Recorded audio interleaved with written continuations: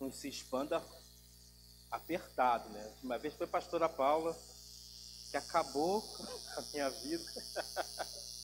Agora nosso amigo, o pastor Evandro, o Senhor abençoe vocês, viu? Quantos de vocês fizeram uma boa colheita hoje? Dá um amém aí, levanta a mãozinha aí.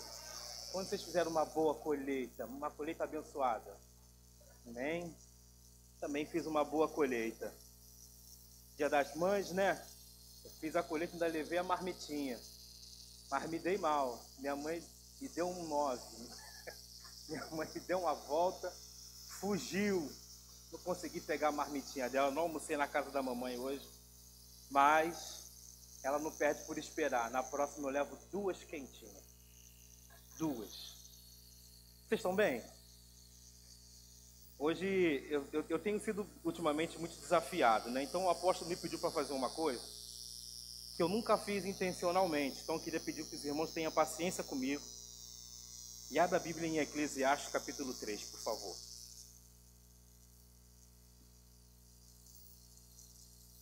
Mantenha sua Bíblia aberta. Se você for bom de endereço, você vai passear um pouco com ela comigo.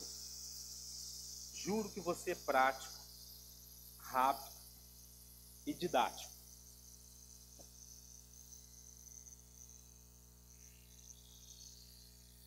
Eclesiastes, para quem tem dificuldade igual a mim, está depois de Provérbios, tá? Para você que está acostumado a ver a Bíblia só no celular, trouxe a Bíblia de papel hoje, está meio perdido. Hashtag fica a dica.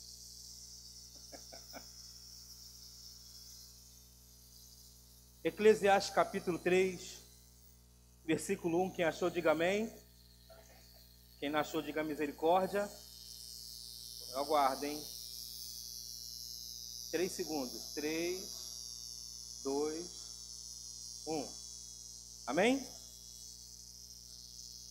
Fala assim, Eclesiastes capítulo 3, versículo 1. Para todas as coisas há um tempo oportuno, e para todo propósito debaixo do céu há o seu tempo. Mais uma vez, para todas as coisas há um tempo oportuno, e para todo propósito debaixo do céu há o seu tempo. Amém? Chegou o tempo da gente escolher, né? Chegou o tempo da gente escolher, e eu tenho ficado muito feliz porque algumas coisas já têm começado a acontecer, mas não é o tempo de falar. E eu louvo ao Senhor por todas as ministrações que o Senhor tem feito aqui nesse altar, por todas as palavras que eu tenho recebido, por tudo que o Senhor tem derramado nas nossas vidas. Mas o meu sentimento é que o tempo chegou. Que o tempo da colheita, que os campos estão brancos. Eu já sinto o perfume do fruto maduro no pé. Eu já sinto o frenesi dos celeiros lotados e o planejamento saindo do papel. Eu não sei você, mas a expectativa do meu coração é exatamente essa. Sabe, o silêncio que precede o barulho? Exatamente nesse vácuo que eu estou me sentindo. Eu não sei como é que está o teu coração para esse tempo, mas o meu coração está assim. Em qualquer momento, sabe? Em qualquer momento o Senhor vai estourar a minha porta com graça, prosperidade, com prosperidade da finança, na hora da saúde, em todos os aspectos. Eu tenho sentido meu coração nessa expectativa que qualquer hora essa igreja vai viver um tempo inédito. Inédito no Senhor. E por isso que eu abri essa palavra de Eclesiastes. Eu sei que fala de tempo, mas um tempo fala de um tempo para uma coisa. E o tempo que eu quero que vocês entendam é que é para essa coisa que a gente tem falado esse mês, que é o mês da colheita. Esse é o tempo. Louvado seja o Senhor, aleluia. Está vendo aí? Persevera. Eu estava olhando para ele, mas ele não me respondeu. Eu estava abraçado com a esposa. Eu falei assim, poxa, o Senhor me salvou. Enfim, eu queria falar a respeito de 3 coisas. E é exatamente isso. Os 3 tempos, as 3 fases e os 3 momentos para que a gente possa fazer uma colheita saudável. Porque a gente está falando de colheita, de colheita, de colheita. Mas até a colheita acontecer, precisa passar por 3 fases. Uma dessas fases é o tempo do broto, do talo. A segunda fase é o tempo do nascer do fruto. E a terceira fase é exatamente o tempo da colheita. Eu não sei em que fase que você está. Se você não tiver em nenhuma, faça isso intencionalmente, para que você possa viver fase após fase. Não pula o degrau. Não toma atalho. Não burla o game. Porque o mestre do game é Jesus, você não vai conseguir vencê-lo. Então, suba degrau por degrau, respeite as fases, viva cada uma delas. O fato que nós, como semeadores, lançamos a nossa semente numa terra e que não pertence a nós o crescimento dessa semente. Nós lançamos a semente e depois que a gente lança a semente, sai totalmente do nosso controle o crescimento dela, a frutificação dessa semente. Sai totalmente do nosso controle, tudo depende de Deus. A gente prepara a terra, é o nosso papel. A gente separa a semente, é o nosso papel. E a gente escolhe o lugar onde vai jogar a semente, é o nosso papel. Mas daí para frente, só pertence a Deus. Mas existem alguns quesitos que a gente precisa cumprir. E lá vamos nós. Eu trouxe minha colinha, gente, é porque realmente eu estou muito nervoso. Esse negócio de ser desafiado não é maneiro. Mas enfim. Primeiro eu gostaria de falar do primeiro ponto, que é do tempo do broto. O tempo do broto é quando a gente lança a semente, rega, e a gente fica na expectativa, quem é crente fica orando, para que aquele broto apareça, para que apareça pelo menos um talinho verde, para que brote alguma coisa. Só que nesse tempo, a gente cria uma expectativa e passa por algumas escassez na nossa vida, porque a gente já planta, a gente já semeia necessitando comer daquele fruto. Eu não sei você, mas se você foi como eu, que paga o aluguel das costas, está devendo de novo, se você já experimentou isso, de você semear, precisando que aquele fruto brote na hora, de você pegar aquela sementinha e colocar lá, sim, eu quero que nasça aqui, manga, e aí você planta, você fechou a terra, você já fica olhando para o céu, para ver se a planta vai crescer e se a manga já está lá. Eu não sei se aquilo que você está querendo colher tem a mesma pressa do que eu tive para colher. Mas essa fase é uma fase que a gente precisa trabalhar muito, um ponto que a apóstola acabou de falar aqui, que nosso amigo e o pastor Evandro acabou de falar aqui. O que a gente mais precisa nessa fase? Paciência. Paciência. Você fala assim, paciência, pastor? É. Paciência. O mundo tem uma definição para paciência que é tolerar algo ou alguma coisa, não é verdade? Você fala paciência, você está pensando em tolerar algo ou alguma coisa durante um tempo. Mas biblicamente é totalmente ao contrário. E eu só descobri isso na quinta-feira quando a apóstola pregou. Eu descobri que, biblicamente, paciência é manter-se consistentemente o mesmo. Paciência não é aguardar ou você tolerar algo ou alguma coisa por um tempo, mas é se manter consistentemente o mesmo. O mesmo. O mesmo. Eu não sei se você é hoje o mesmo crente que se converteu e que se batizou, mas se os seus pedidos são os mesmos, desde quando você se batizou, analisa a tua vida e vê se você tem se mantido consistentemente o mesmo. Eu disse consistentemente, porque sem consistência a gente passa por várias situações. O Senhor não nos chamou para ser volátil, o Senhor nos chamou para ser consistente. E é nessa fase que o Senhor vai testar a nossa consistência, pastor Bíblia. É nessa fase que Ele vai provar o quanto a gente está firme no Senhor.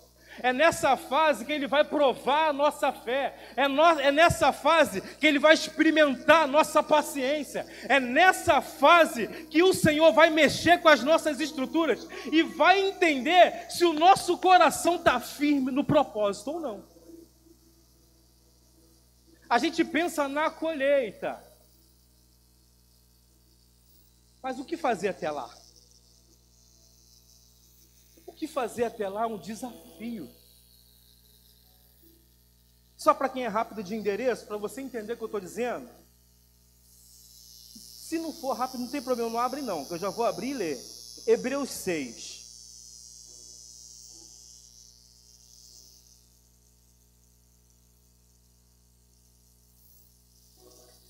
Hebreus 6, no versículo 11, fala assim, ó.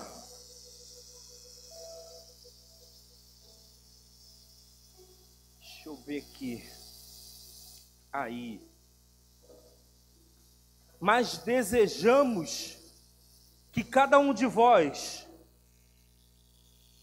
mostre o mesmo cuidado até o fim, para a completa certeza da esperança, para que não vos façais negligentes, mas sejais imitadores dos que pela fé e a paciência herdam as promessas.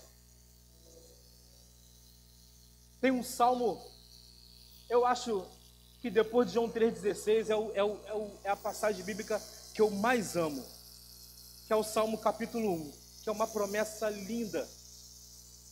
No versículo 3 ele fala: tu serás como árvore plantada junto a ribeiro de água, a qual dá o seu fruto na estação própria, cujas folhas não caem, tudo quanto fizer prosperará. É uma promessa linda, mas que vem com uma condição. Qual é a condição? Seja consistente. Seja consistente, meditando na palavra dia e noite. Seja consistente, não emprestando o teu ouvido para quem não guarda a fé. Seja consistente para não ficar se misturando na roda dos zombadores e dos caluniadores. Tem promessa para quem obedece.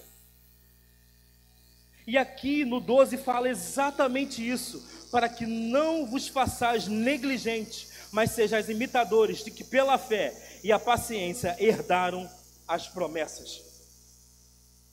Pela fé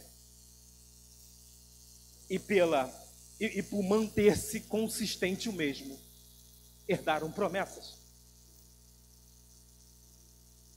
Eu não sei quanto tempo no seu trabalho você está lutando por uma vaga de promoção, uma melhoria de salário.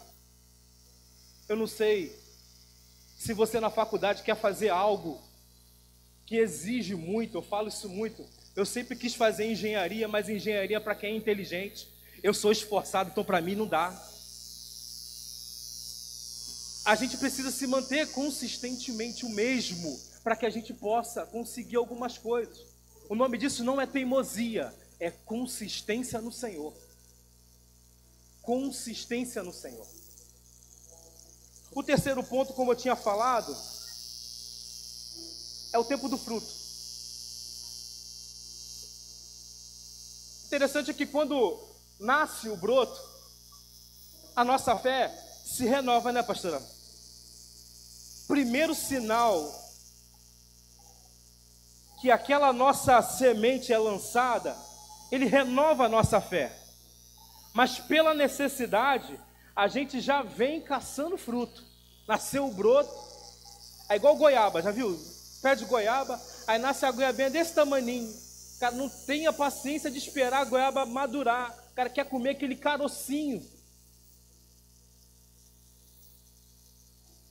O interessante, que eu me coloco também, muitos de nós, nessa fase do desenvolvimento, e nesse tempo, o Senhor vai mostrar e separar aqueles que creem que a palavra de Deus é a verdade, daqueles que esperam que a palavra de Deus seja a verdade.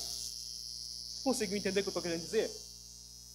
Deus vai começar a separar nessa fase os homens dos meninos.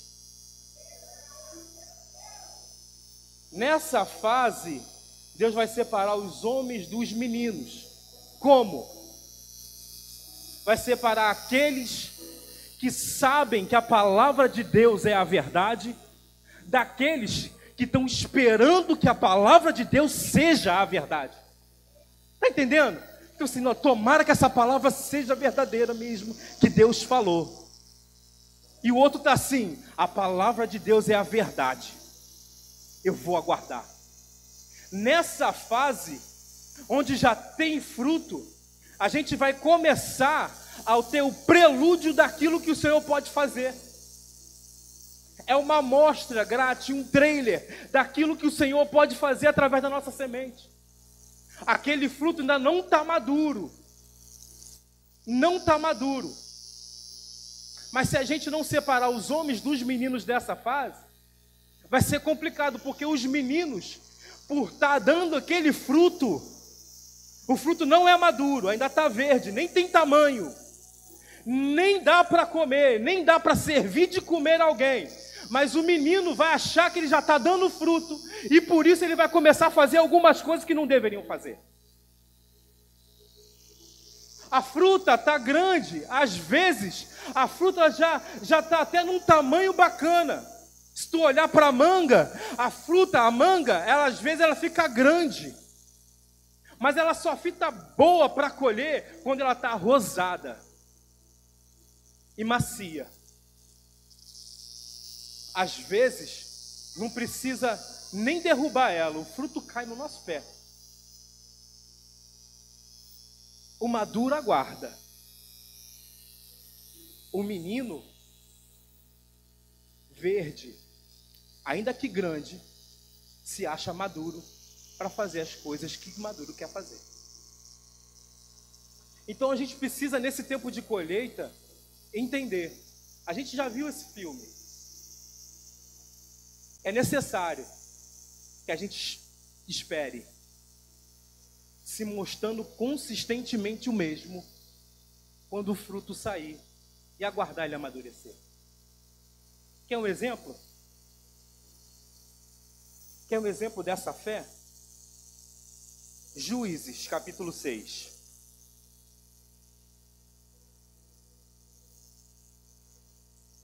Juízes, capítulo 6, no versículo 11, vai dizer assim, a respeito de Gideão: e veio então o anjo do Senhor, e assentou debaixo de um carvalho que está em Ofra, o qual pertencia a Joás. O seu filho Gideão estava malhando trigo no lagar, para poder escondê-lo dos midianitas. Versículo 14: então olhou para ele o Senhor, e disse: vai com essa tua força, e salvará da mão dos midianitas. Porventura, não te enviei eu? Versículo 17 diz assim, 16 diz assim: e o Senhor lhe disse: certamente eu estarei contigo, e ferirás os medianitas como um só homem. E ele respondeu: eu rogo-te que, se agora tenho achado graça diante de ti, dai-me um sinal de que tu és quem fala comigo. Rogo que não te aparte daqui, até que eu volte e traga meu presente, a minha oferta.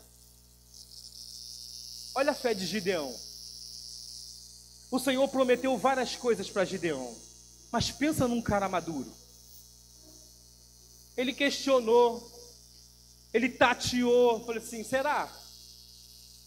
E o Senhor foi dando sinais a ele, prova a ele, palavras de afirmação a ele.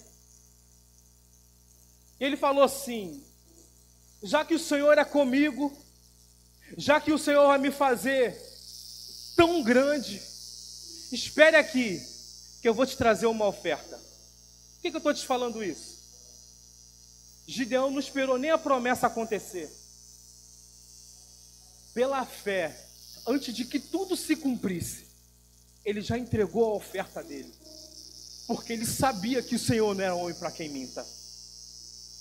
Eu não sei você, eu não sei o que tem no teu coração que você está esperando colher, eu não sei o que você está esperando acontecer, mas se você fez um propósito com Deus, já entrega a tua oferta, já faça o teu jejum, já faz o teu propósito, não espera acontecer, faça como Gideão, prova dessa graça e surpreenda ao Senhor se isso é possível, e já entrega para Ele a tua oferta, antes mesmo de acontecer. Prova o tamanho da tua fé para o Senhor. Senhor, eu não colhi nada aconteceu isso na minha vida, mas eu confio tanto na tua palavra, que eu já vou começar a agir como se tudo tivesse acontecido. Eu já vou começar a agir. Que tem gente que fala assim: Senhor, quando eu tiver grana, eu vou investir no reino assim. Senhor, quando eu tiver isso, quando eu tiver um carro, nenhum crente vai andar mais a pé. Quando eu tiver um emprego, eu vou dar 90% do meu salário. Quando eu tiver, faz isso agora. Faz agora. Não espera acontecer, não. Faz agora. Vou dar um exemplo bacana. Posso contar? Não? Tem uns 15 dias da feira. Posso contar da feira? Tem uns 15 dias que a gente foi convidado para levar os nhoques da Patrícia para o aniversário do Rio Comprido, numa praça. Era uma feira gigante. Tinha um palco, a gente estava posicionado no melhor lugar da feira, de frente para o palco. Várias barracas e todo mundo vendendo praticamente a mesma coisa, e só a gente com um diferencial. E a gente investiu R$420, R$480, somando o material mais o ponto. E a mulher falou assim: tem que chegar aqui 10 horas da manhã. E nós chegamos 10 horas da manhã. Fomos lá, a barraca estava montada, a gente colocou o ponto, não tinha luz, chegou a luz, não tinha lâmpada, compramos a lâmpada, a gente fez tudo ficou pronto para que todo mundo pudesse consumir. 6:30 da noite, a gente só atendeu uma pessoa, que só foi tirar uma dúvida. Ninguém comprou um nhoque. Nenhum nhoque.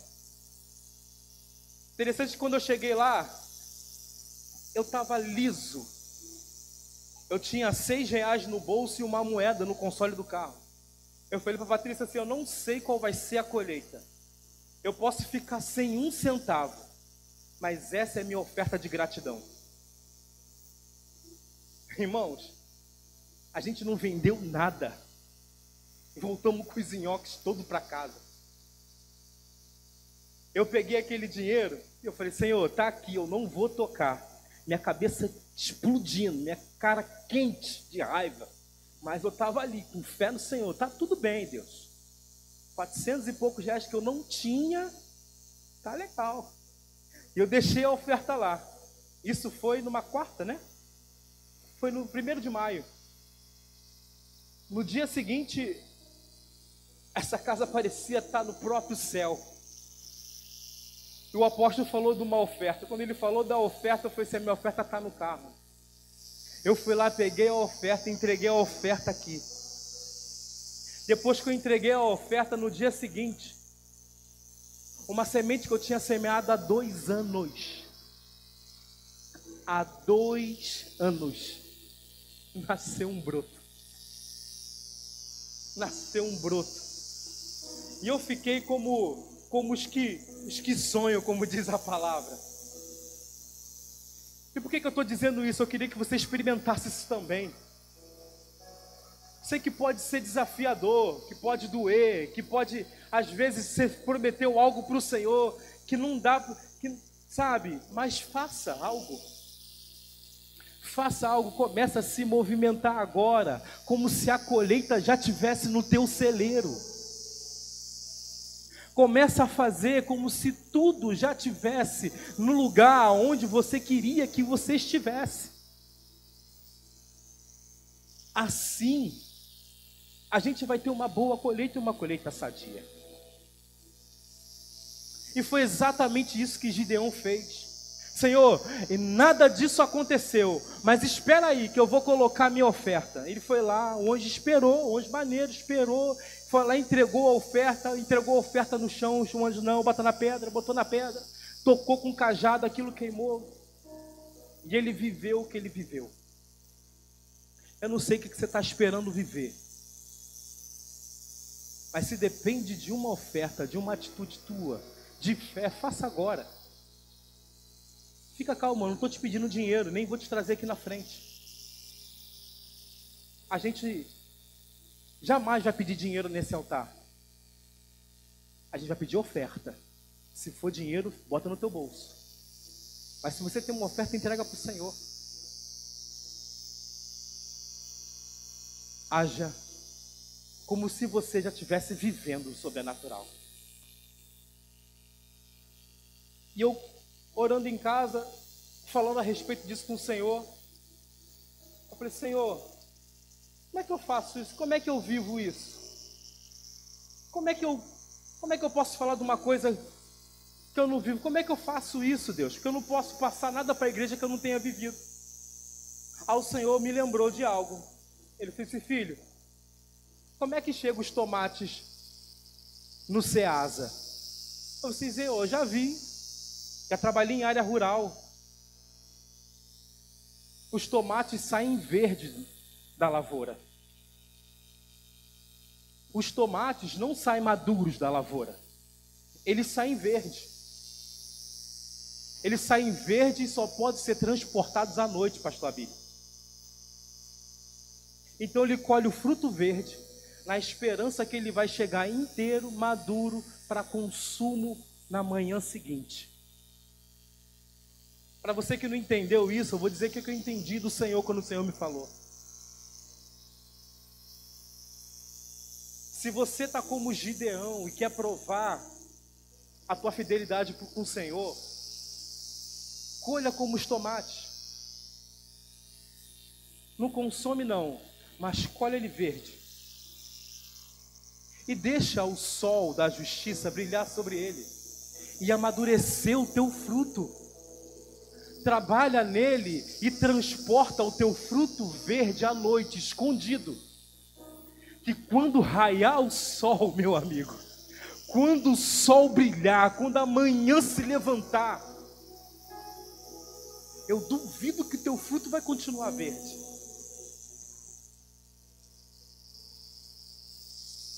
E o terceiro e último ponto, é o ponto mais perigoso, na minha opinião, que é o ponto da colheita.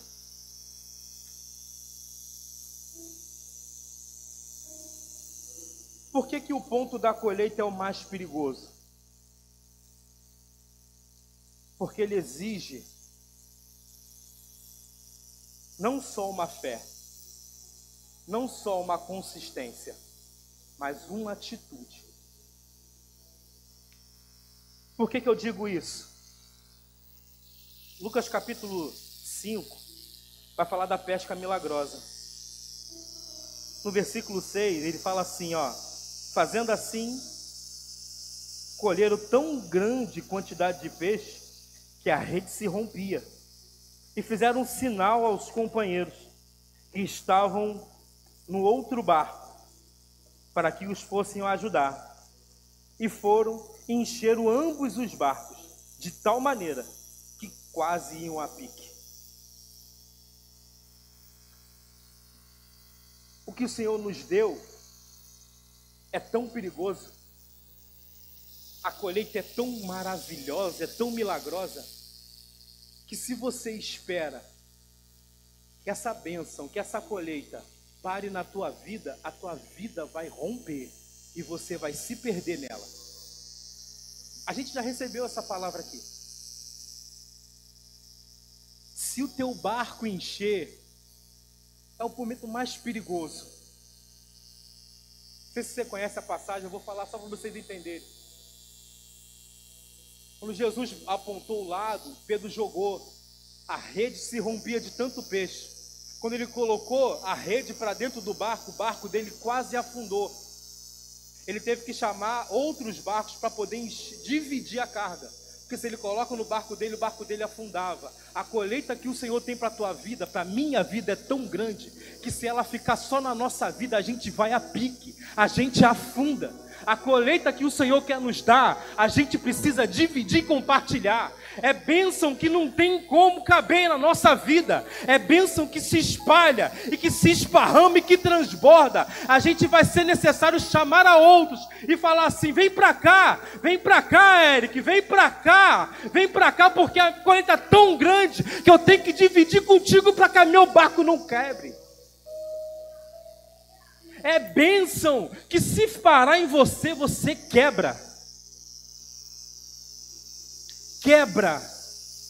Se você espere que essa bênção encha só o teu barco, cuidado, você está prestes a ir à deriva. Cuidado com o tempo de colheita. Cuidado com o tempo de prosperidade. Porque exatamente no tempo de prosperidade que a gente quer viver uma vida descansada. No tempo de prosperidade, Pedro estava precisando daquela pesca.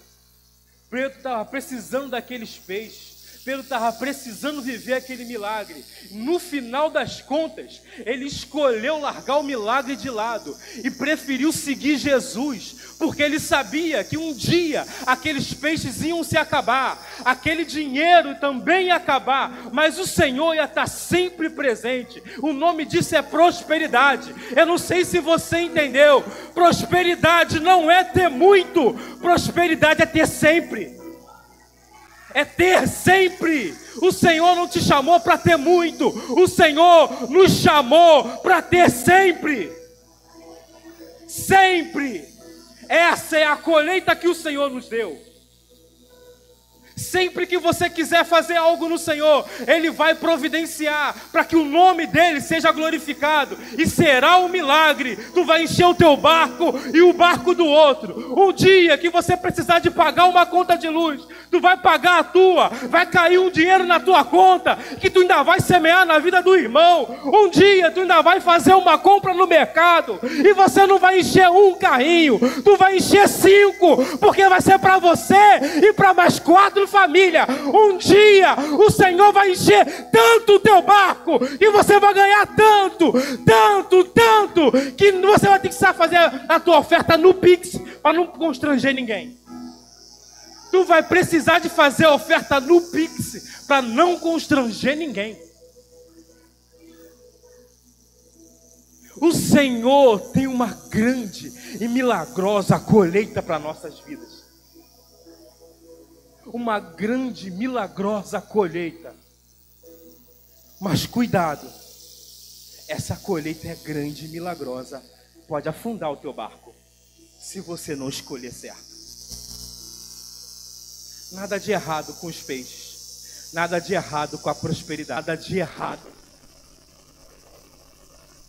Mas as nossas escolhas vão determinar o destino da nossa colheita. A nossa prosperidade vai determinar qual é o nível de sede, qual é o nível de fome no Senhor. Naquele momento, eu não sei se você entendeu, naquele momento estava diante de Pedro a necessidade, ou melhor, a solução para toda a necessidade dele. E eu não estou falando dos peixes, Eu estou falando de Jesus.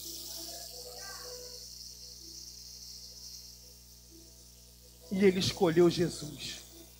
Será que quando o Senhor nos prosperar, vou falar uma data, será que no Dia das Mães do ano que vem, quando a gente já tiver com um barco cheio,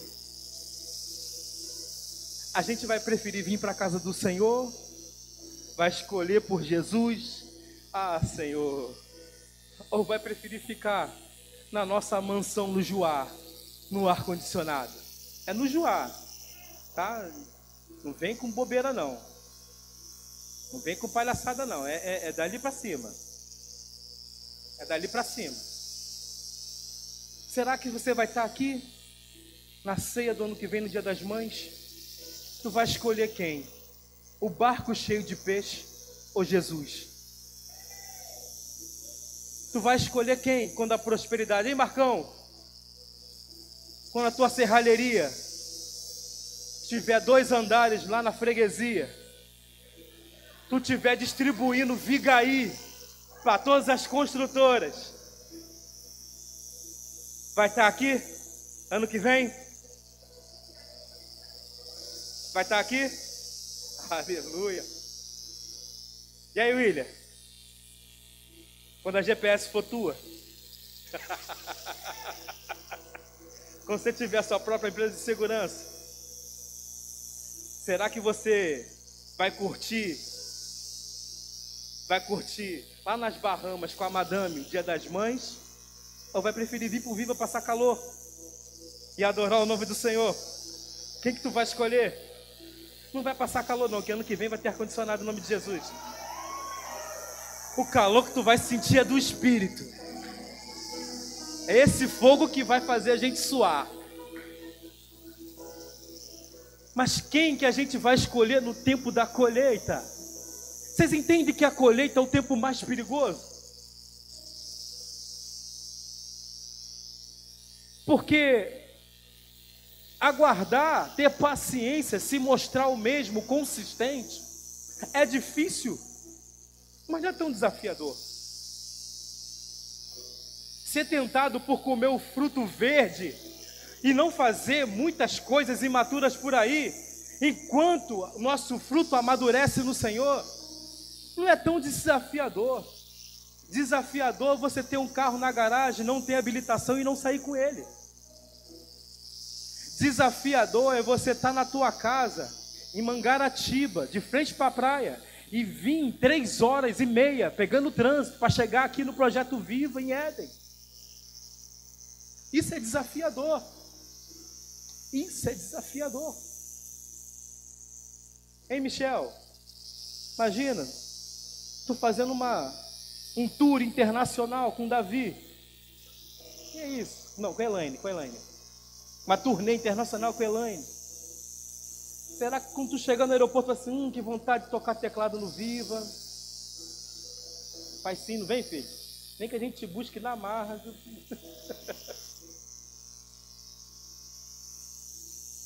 A gente precisa entender bem esses 3 tempos. Eu não penso que vai ser fácil. Não pense que vai ser bacaninha, que vai ser legalzinho. E hoje é noite de ceia do Senhor. Faça esse compromisso com Ele. Já olha para o ano que vem, entendendo que a colheita vai ser maravilhosa. É certo, tá? É certo. Talvez você não queira plantar, mas se plantar, você não tem escolha, tu vai colher. Não depende de você a colheita. A gente planta, outro rega, mas quem dá o crescimento é o Senhor. Então você não tem escolha, tu vai colher. Tu vai colher. Mas você só precisa fazer o teu papel. Lembra de Noé? Qual era o papel que o Senhor deu para Noé? Faz a arca. Não precisa fazer chover. Faz a arca. Fazer chover é comigo. Só faz a arca. Deus não está mandando você fazer chover. Só constrói a arca, filho. Só constrói a arca. Só constrói a arca. E eu quero deixar aqui o convite, eu não sei quantos visitantes a gente tem, eu preciso terminar. Eu não sei o que você está buscando no Senhor, se é a primeira, segunda, terceira vez que você vem na casa do Senhor. E se você ouviu essa palavra, o Senhor tem uma grande e abundante prosperidade para a tua vida. Mas saiba de uma coisa, um dia, Ele vai pedir para você escolher entre a tua prosperidade e Ele. Escolha o Senhor. Se possível, escolha Ele hoje, para que amanhã você não se encontre em dúvida. Quem entendeu, diga amém. Levanta a mãozinha só para eu entender. Você entendeu? O desafio foi esse, para mim, ser didático. Estou aqui com o pé suando, doido para dar umas gritas, mas me pediram para ser didático hoje. Então, guarda essa palavra no teu coração, nessa ceia. Escolha o Senhor no tempo de abundância. E você vai ver que a prosperidade do Senhor, que vai acontecer na tua vida, vai encher a tua vida, a vida do teu vizinho, a vida do teu parente, a vida do teu irmão, a vida do outro irmão, e do outro, e do outro, e do outro. E a vida de ninguém será mais a mesma. De ninguém será mais a mesma. Amém? Se coloca de pé, eu quero orar pela tua vida.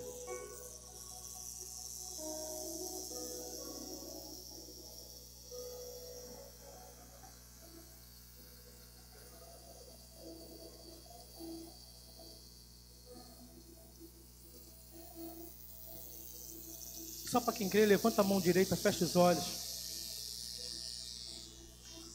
Pode fechar o olho, ninguém vai roubar teu celular, tá? Ninguém vai mexer na tua bolsa. Pode fechar o olho, pode ficar com o coração em paz. Amém? Amém, igreja? Senhor, em nome de Jesus, eis aqui a tua igreja, Senhor. Que o Senhor possa nos manter consistentemente o mesmo, firmes e inconstantes na fé. Que o Senhor possa fazer cumprir a promessa do Salmo capítulo 1 em nós. Que nós sejamos, Senhor, como árvore plantada junto a ribeiro de água, a qual dá o seu fruto no tempo, na estação e na hora própria, cujas folhas não caem, Senhor, que nada na nossa vida venha se ressecar, venha cair, Senhor. E tudo quanto a gente fizer, Senhor, prospera. Prospera, Senhor. Prospera. Que a nossa mão aonde tocar possa prosperar, Senhor. Não sobre a nossa vontade, mas pela tua palavra, Senhor. Pela tua palavra. Nós temos uma palavra. Nós temos uma promessa que o Senhor nos deu. Deus, em nome de Jesus, é baseado e firmado nessa promessa, Senhor, que nós oramos e clamamos ao Senhor, que no tempo de abundância e da colheita, nós possamos escolher ao Senhor, ao invés de todo comodismo, ao invés de riquezas, ao invés de qualquer outra coisa, Senhor. Que a gente possa se posicionar sempre de maneira favorável ao Senhor. Deus, em nome de Jesus, abençoa cada filho dessa casa de oração. Abençoa cada um, Senhor, de maneira tal, Senhor, que ninguém possa se vangloriar, que toda honra e toda glória seja dada ao Senhor. Como diz a apóstola, aos homens honram, mas a Deus toda a honra, a glória e o louvor, Senhor. Que nossa prosperidade e a nossa colheita possa dar ao Senhor toda honra e glória, possa louvar e exaltar o teu nome em tempo e fora de tempo. Deus, em nome de Jesus, ajuda a tua igreja sim, viver um tempo de muita prosperidade, viver um tempo de colheita sobrenatural, mas ajuda a tua igreja também a colher frutos do Espírito, Senhor. Ajuda a tua igreja a colher frutos do Espírito, para que a gente não se ache, Senhor, se levantando contra o teu nome, Por isso, nessa noite, Senhor, eu abençoo os teus filhos, Senhor, com toda sorte de bênção. Com toda sorte de bênção. Com todos os tesouros entesourados no teu tesouro, Senhor. Que o Senhor possa abençoar os teus filhos. Nós somos seus herdeiros, Senhor. Somos co-herdeiros contigo, com Cristo. Abençoa-nos, Senhor. E aplaca toda a necessidade. Que assim como as torrentes dos rios Negueb, Senhor, floresce o deserto por onde passa, que os rios do Senhor em nossa vida possa florescer toda a parte árida, seca e ressequida à nossa volta. Que aonde o teu povo pisar, que o Senhor possa pisar conosco e transformar ambientes. Em nome de Jesus. Só quem crê dê um aplauso ao Senhor, dê um glória a Deus. Aplauda mesmo ao Senhor. Glorifica o Deus com os teus lábios. Isso. Isso. Senhor te abençoe, meu. Pode sentar.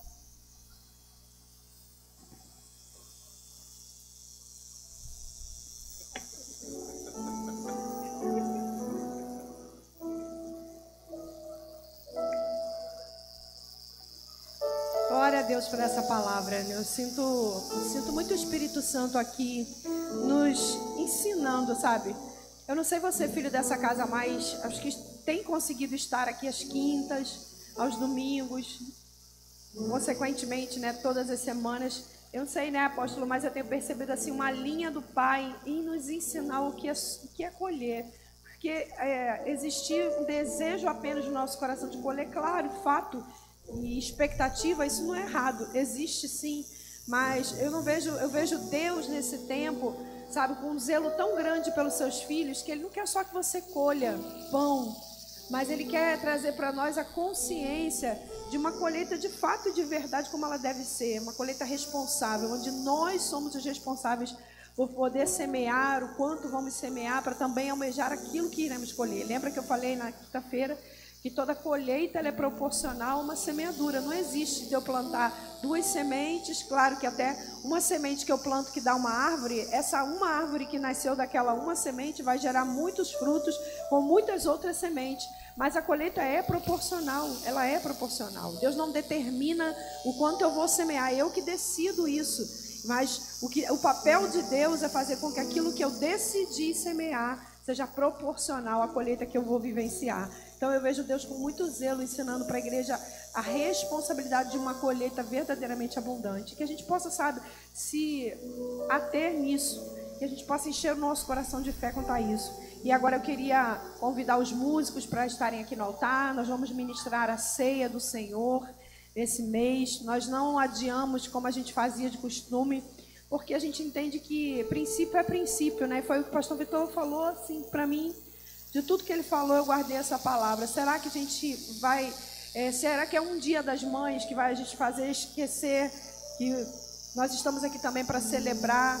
É claro que você está celebrando lá com a sua família, mas será que a gente vai dar a Deus aquilo que de fato é do Senhor, sabe? Será que quando Deus nos prosperar, a gente vai lembrar de Jesus, vai lembrar assim, poxa, eu tenho uma igreja, eu vou lá para estar em comunhão com os meus irmãos. Então, que a gente entenda isso, né? Eu tenho tentado entender isso há anos da minha vida e tenho tentado praticar princípios, né? Então eu queria convidar os irmãos que estão responsáveis pelo serviço da ceia, os diáconos que estão escalados, os nossos queridos irmãos aí, Evandro e Eliane, aos músicos. Enquanto eles vão se preparando, eu queria falar rapidamente com vocês, né? O texto de 1 Coríntios, capítulo 11, 23, se você quiser abrir já a sua Bíblia ou ligar aí o seu celular. Eu acho que é o retorno aqui que está um pouquinho alto. Mas eu queria ler só um primeiro texto. Nós não vamos partir ainda do princípio do texto todo da ceia, mas o Senhor Jesus, na noite que ele foi traído, ele tomou o pão e, tendo dado graças, ele partiu esse mesmo pão e disse: este é o meu corpo, que é dado por vós. Fazei isso em memória de mim. Por Semelhante modo, depois também já verseado, ele também tomou o cálice, dizendo: este cálice é o cálice da nova e eterna aliança no meu sangue.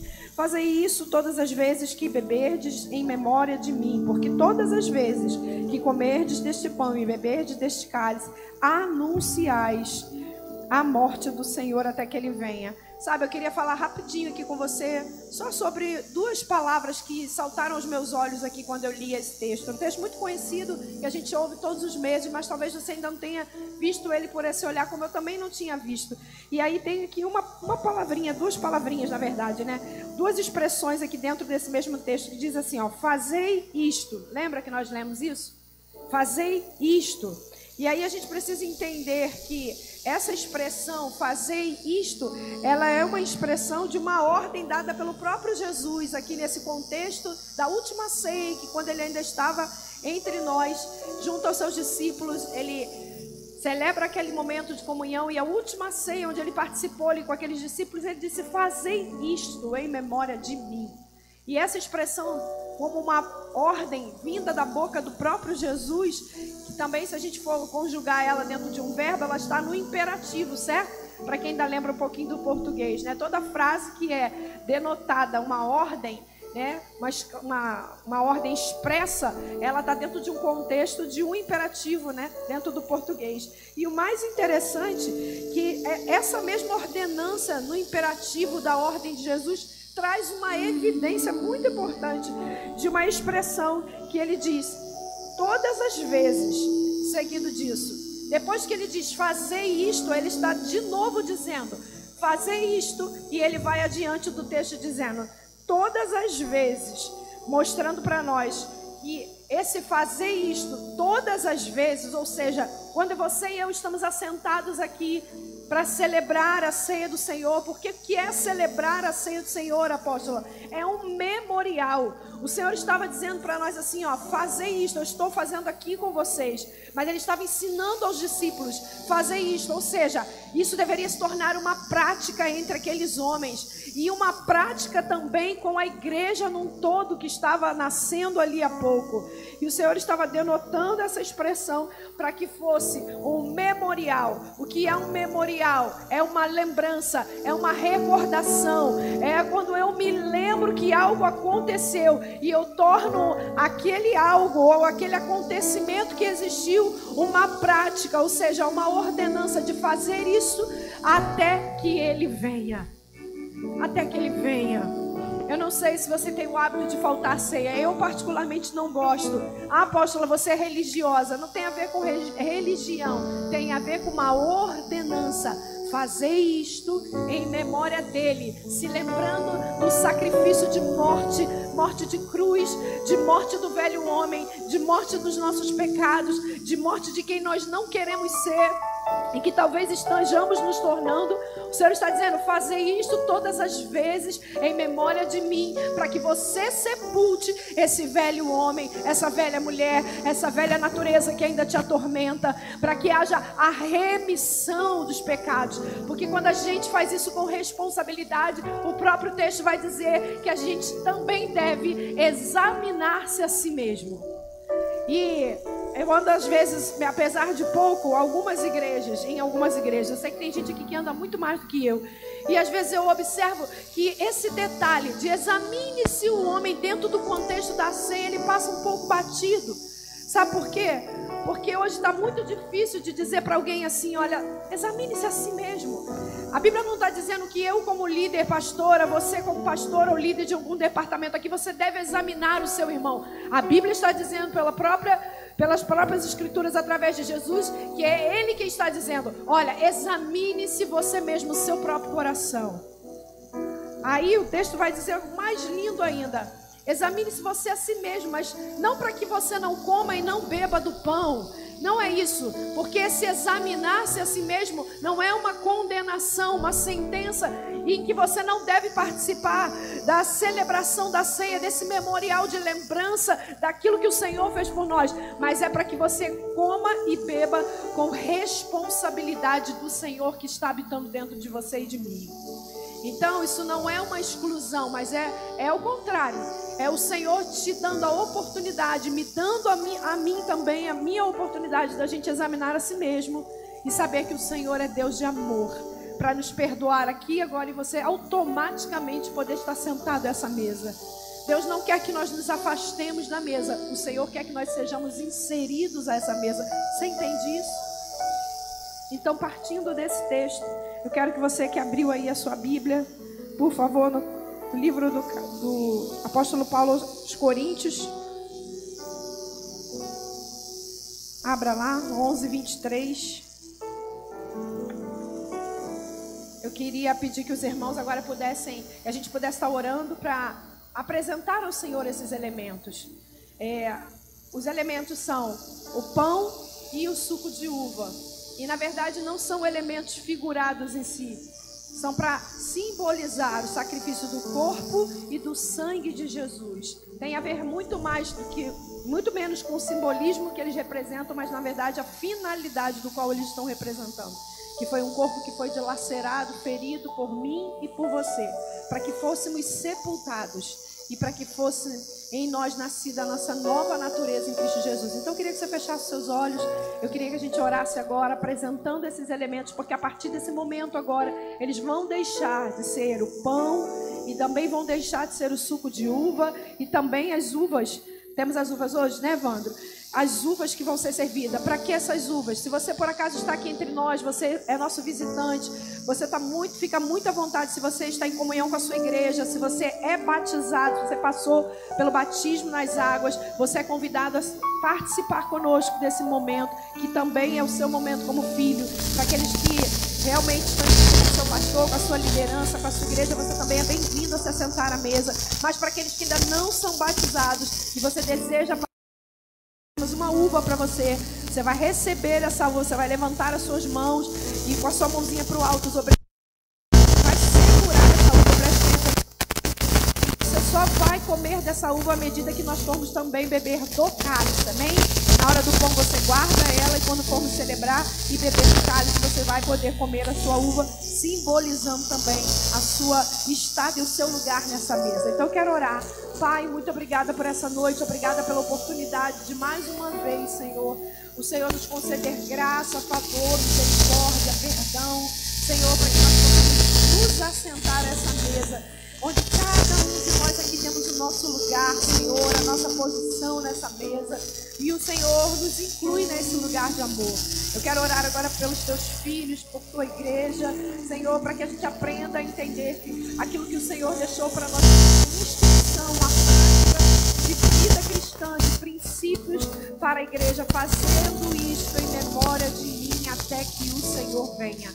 Nós abençoamos esses elementos, Pai, o pão, as uvas, o suco de uva e apresentamos consagrando eles ao Senhor, Pai, para que agora eles cumpram a função, Senhor, de fazermos deles um memorial até que o Senhor venha. Vocês podem, por favor, obreiros, servir os elementos. Nós vamos adorar o Senhor cantando essa canção, amém?